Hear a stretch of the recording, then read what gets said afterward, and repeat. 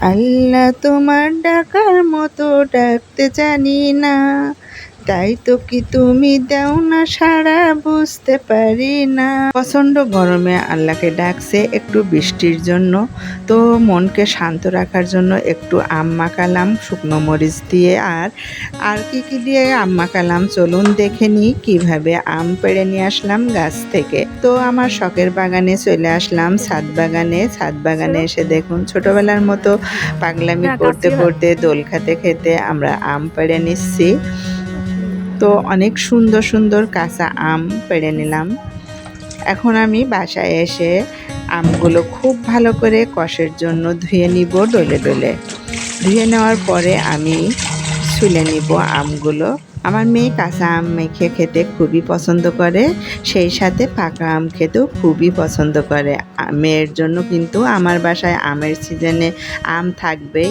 তো আমগুলো খুব সুন্দর করে ছুলে নিচ্ছি, দেখতেই পাচ্ছেন। এই গরমে কাজ করতে সত্যি খুবই কষ্ট হয়ে যাচ্ছে। আমাদের এলাকায় তো প্রচণ্ড গরম পড়ছে। আপনাদের এলাকায় আপনাদের জেলায় কেমন গরম পড়ছে কমেন্ট করে জানাতে পারেন। দেখতেই পাচ্ছেন পাতলা পাতলা করে আম কেটে নেওয়া হচ্ছে। প্রিয় ভাই ও বোনেরা, আপনারা এই গরমে কেমন আছেন? আপনারা বেশি বেশি পানি খাবেন, সাথে পারলে স্যালাইন খাবেন। সবাই নিজের নিজের শরীরের যত্ন নেবেন। এই গরমে কিন্তু সবাই অসুস্থ হয়ে যাচ্ছে।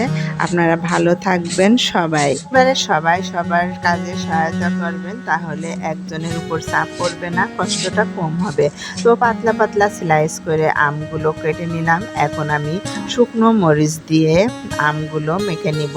আর দিয়ে দিলাম সাথে স্বাদ মতো লবণ, পরিমাণ মতো একটুখানি চিনি। তো চিনিটা দিলে আপনার টক মিষ্টি ব্যালেন্সটা ঠিক হবে, খেতে ভালো লাগবে। মরিচগুলো এখন ডোলে ম্যাশ করে নেওয়া হচ্ছে। আম মাখা দেখে যদি কারোর জিভে পানি আসে তাহলে কিন্তু আমার কোনো দোষ নেই। যার যার খেতে ইচ্ছে করবে সবাই কিন্তু আমার বাসায় চলে আসবেন আম মাখা খেতে। এখন আমি কাসুন্দি দিয়ে দিচ্ছি। মরিচগুলো খুব ভালোভাবে ম্যাশ করে নেওয়ার পরে তারপরে আমি দেখুন কত সুন্দর করে মেখে নিচ্ছি। একদম কিন্তু আমগুলো পাতলা পাতলা স্লাইস করে কেটে নিতে হবে। তো তো হয়ে গেছে আমগুলো মাখানো। আমার মেয়ে কিন্তু পাশে দাঁড়িয়েই আছে, খাওয়ার অপেক্ষা করছে। তো আপনারা খেয়ে নিতে পারেন আম মাখা। কেমন হয়েছে আম মাখার রেসিপিটি আপনাদের সাথে শেয়ার করলাম।